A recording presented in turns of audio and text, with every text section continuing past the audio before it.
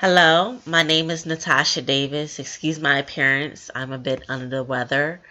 Um, but the reason why I decided at this point in my life cycle phase to pursue my master's in social work is after going through awakening on, I guess, a professional level, and also on a personal level, about life experiences and um, I guess having a different perspective. I've gone through different stages of realizing different perspectives and having a different outlook of life and wanting to have my education to back up my experiences.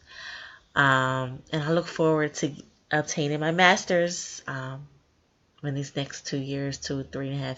I'm sorry, 2.5, 3 years. Thank you. Have a good one.